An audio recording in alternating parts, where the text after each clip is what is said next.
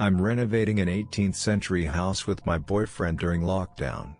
We sleep with the lights on now. Submitted by Daphne Zero Did It. My boyfriend, 30, and I, 29, buy houses to renovate and sell, usually neglected old buildings that have fallen into disrepair. In January, we found out about a listed 18th century house that had been owned by an 80-something-year-old widow who has recently died, which instantly caught our attention. It would require a lot of work, but we were well up for the challenge. We bought the house, which is in the southeast of England in the countryside, from the family of the woman at the start of March. Of course, this was before Boris Johnson had announced the UK lockdown due to COVID, so we weren't expecting to be staying at the house indefinitely, since we sold our previous apartment and intend to stay here for a while we renovate. We usually only stay at the houses for a couple of months, decorating, renovating and improving it until we can sell it on and make a profit, but I don't know how long we'll be stuck here for. I completely understand that social isolation is an absolute must. But honestly, I hope the lockdown lifts sooner rather than later. I hated this place. Don't get me wrong, when we first heard the news about the lockdown, a remote house where we wouldn't really come into contact with anyone, and we could keep working seemed like the ideal place to be. Especially since my boyfriend, Christian, is severely asthmatic, so therefore high risk, meaning that the choice to renovate the house appeared better than ever when Boris Johnson announced lockdown would start on the 23rd March. We would have months to restore the house and make it appealing to buyers. So we resolved to make the best of our situation, try not to get too down about the pandemic and enjoy our time in the British countryside in a beautiful 18th century listed building. We arrived at the house almost 6 weeks ago on a crisp but bright morning. The trip down from London had been a lot of fun, with me driving the truck, stuffed with our moving boxes, and my boyfriend with the O. We were still in tears of laughter, discussing an old favorite song of ours when our car crunched onto a long graveled driveway and pulled to a halt. 8 long, Victorian-style windows stared out of a flat, red brick house with 2 large chimneys. I had been to look around personally with the estate agent, but my boyfriend had only seen the place briefly in person, when the estate agent had given us a fleeting tour initially. I'd been back since to have a better look around, and had taken videos in more detail which I've since showed Christian. I knew that he, like me, was itching to properly explore the huge house and sweeping gardens, so I eagerly looked for his first reaction to seeing it again as we got out of the car, a smile still on my face. I watched Christian as he pulled a box from the back seat, laughing as he turned to face the house.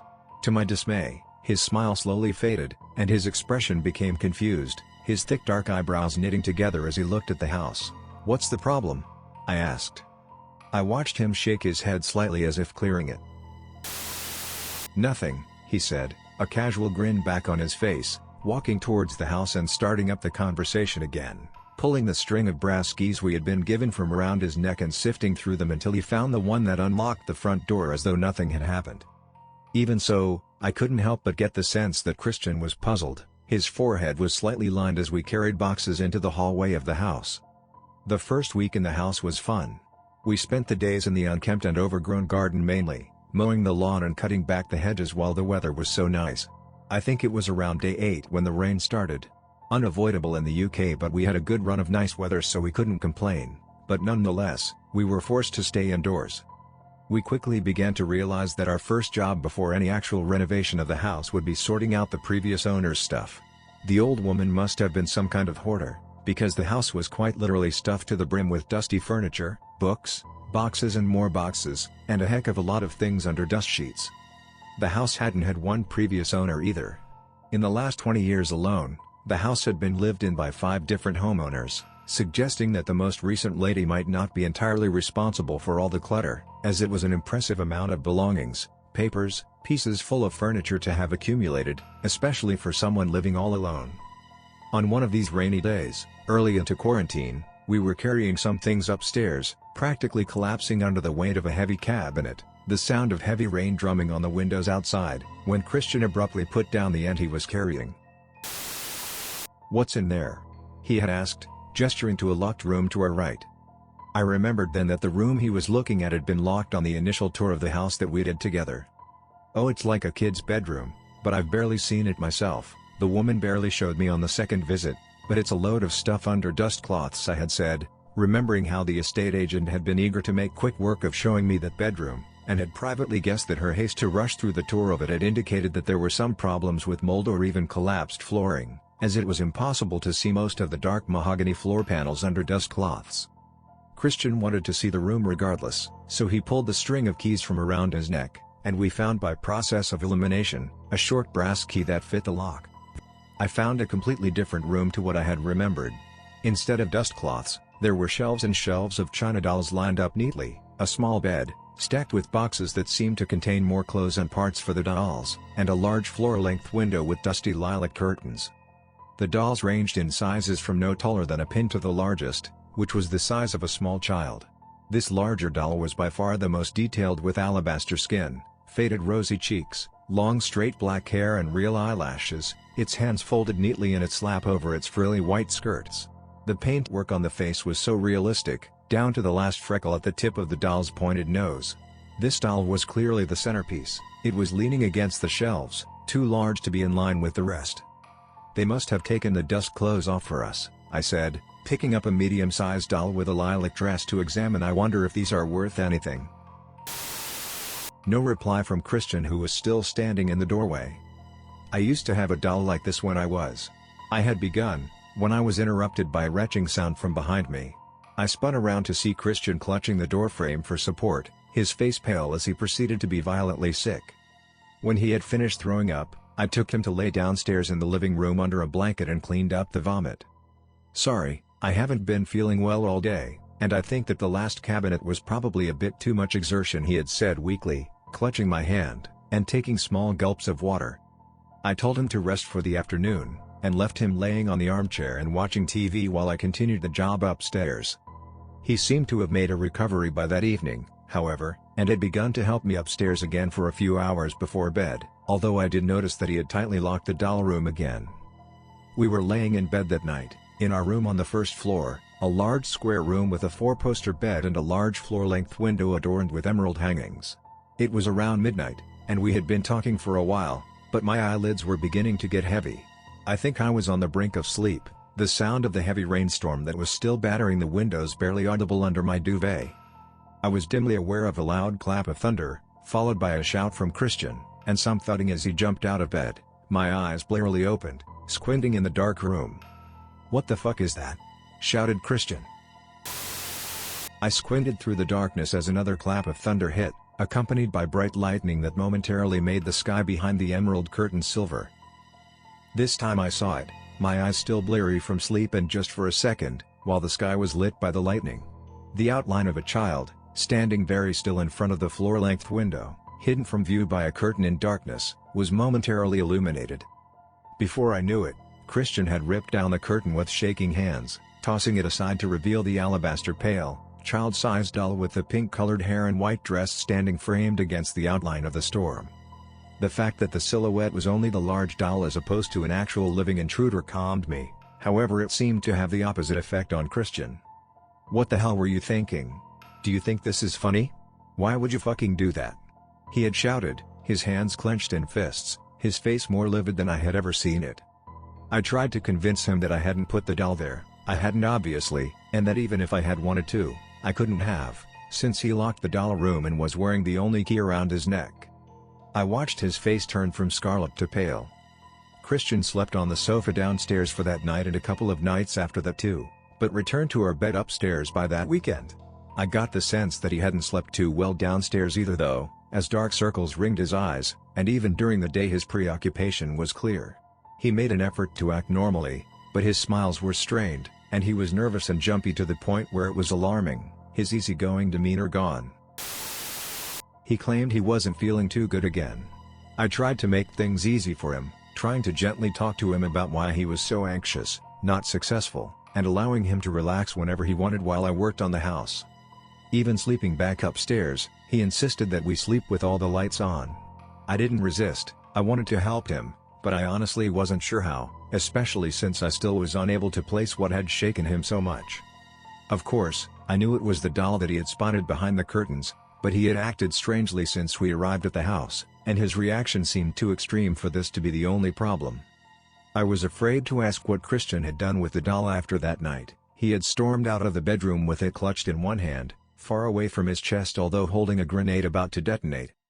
Had he put it back in the doll room? Burned it? I speculated that maybe his frayed nerves were partially a product of cabin fever being stuck in the house, and felt that I could certainly sympathize if this was the case. I too had begun to resent the house. Its huge empty halls had begun to feel tomb-like, echoey and eerie, especially since I was mainly doing everything on my own while Christian stared vacantly at the TV, hands twitching in his lap. About 3 weeks into quarantine, I suggested that Christian went to get the groceries since I had gone the other times, and he eagerly jumped at the opportunity to get out of the house for a while. I saw him off into the persistent, pouring rain that was pelting heavily against the large windows, before getting back to work sorting out boxes in one of the first-floor bedrooms. That was when I first started to notice them. The dolls from the doll room were dotted about the house as though playing hide-and-seek with me, behind curtains, on the mantel, 3 on the stairs. The one that had been the length of a pen was in a mug that I took out of the cupboard for my coffee. I had tried to convince myself of believable causes for the first few dolls having seemingly got up and moved around the house, but the more I found, the more paranoid I became. 3, 6, 10 dolls standing motionless around the house. I felt their little painted eyes watching me as I attempted to ignore my racing heart and fold sheets into a box.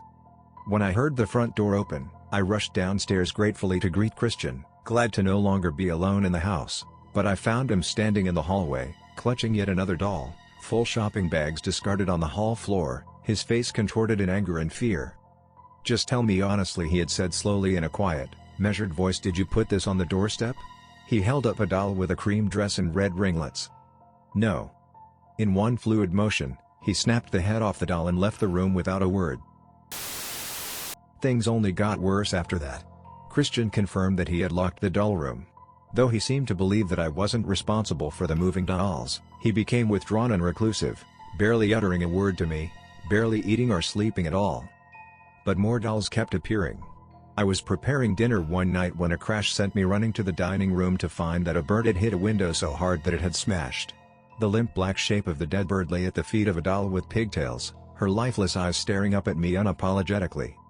I had managed to keep calm, mainly for Christian's sake, as the dolls were plaguing him too, but his reaction was to smash, burn, rip and destroy the dolls, whereas I tried valiantly to act as though they didn't exist. I had only remembered 40 or so dolls in the doll room which Christian still kept locked. Yet, there seemed to be far more than that. A doll wearing an 18th century chef's hat and apron which I never remembered seeing appeared in the kitchen one afternoon. Where had it come from? I never remembered seeing that one. I didn't want to think too much about that though, the eternal question as to how the dolls were leaving their room and moving around the house without us seeing them. Did I even want to know the answer? I tried to devise solutions in my head. Christian had moved the dolls in some kind of ongoing elaborate joke? We were moving the dolls in our sleep? Other theories crossed my mind too, but they sent shivers down my spine and made my hands start to shake, so I tried to busy myself working on the house, always with my back to the wall though if I could help it. I didn't like the idea that the dolls could be creeping up on me. What do they want? It was only when I was in the shower, curtain drawn, washing my hair when I noticed the shape of a small figure standing in the center of the bathroom when I absolutely lost the facade of collectedness that I had been holding together. I started screaming. The doll just stared at me as my screams reverberated off the bathroom walls and echoed through the house. Of course Christian came running, his dark-rimmed eyes half mad as he took in the situation, then resting on the doll, bashing it hard against the sink until porcelain shards littered the floor. We always sleep with the lights on now. Weeks have passed. Not much has changed. I've tried to organize to move back to London with friends or even my family, but our friends don't have a bed for us. My parents are very high risk, and besides, London is a dangerous place to be in the midst of the pandemic. Staying with Christian's family is out of the question too. He never knew his parents, and grew up living with a variety of different foster caterers around the country. He has no family to take us in. The only solution is to wait lockdown out, imprisoned in this huge, dusty house, with only the silently moving dolls as companions. Then this will all be over. The thought has crossed my mind that perhaps I have gone mad. That the dolls, and the locked room are just a figment of delusion. A part of me would be relieved to discover that they were. This house makes me feel like I'm losing my mind. I'm so lonely, with Christian staring blankly at the TV, while I work all day sorting out the never-ending boxes, moving furniture and organizing room after room. Not alone, though. Never alone. always followed by the watchful painted eyes that seem to glint with personal malice for me. "What do you want from me?" I shout into the still, staring eyes of one of the hideous things. I'll know I've really lost the plot when the dolls start answering back. A part of me wants to take the key from round Christian's neck, just to check to see if there are any dolls left in the doll room. God knows. All I really want now is to be gone from this place. This morning I was lying in the garden, the sun beating down on my face, my eyes closed as I lay very still on my back in the overgrown grass, cool against my legs. It was the calmest I'd felt in a long time. Then through my half-closed eyes, I noticed a fluttering from an open upstairs window, pale lilac curtains fluttering in the breeze. I instantly identified the doll room. In my serene state, I found myself rising from my space in the grass and walking up one flight of stairs to the furthest room on the right.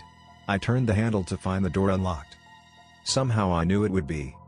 The doll room is just as I left it in that first week, the horrific porcelain dolls in neat rows, on shelves and on the floor. Although there seems to be more now, the collection has at least doubled.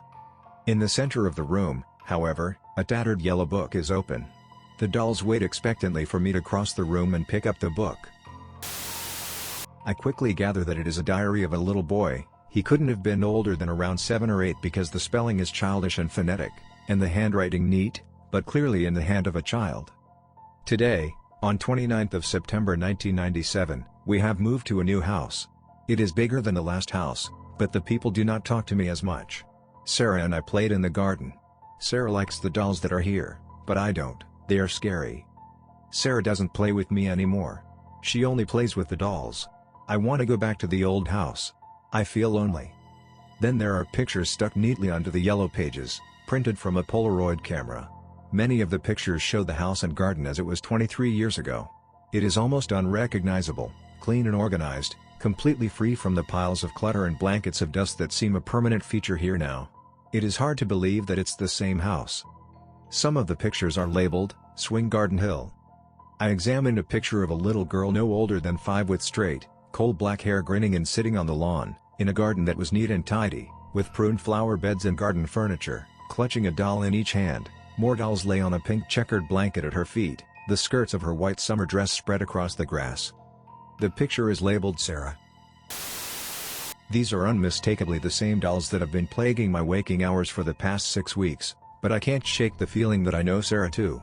I stare at her pretty, beaming face, her frozen gaze adoringly locked on the dolls in her hands, and can't help but think that I know her from somewhere. Another entry that the child wrote reads, "Sarah doesn't talk to me anymore, and she sleeps in the nursery with the dolls now.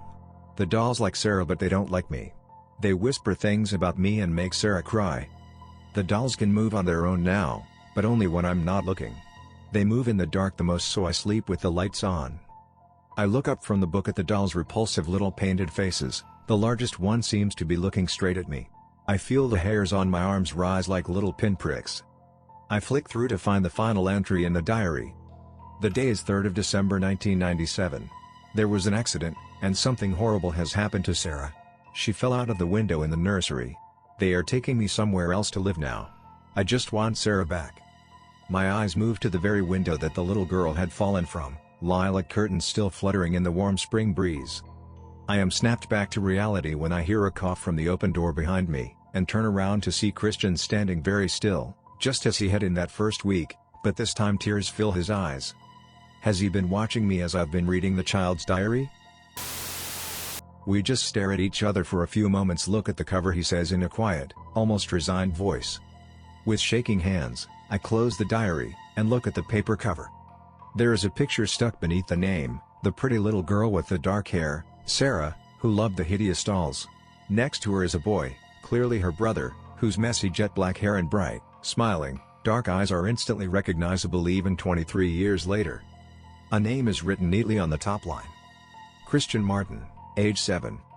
The dolls watch us still and silent. I fix my eyes upon the largest doll at the front. Its dark, straight hair falls over the shoulders of its white dress. The paintwork on the face perfect, down to the last freckle. Sarah.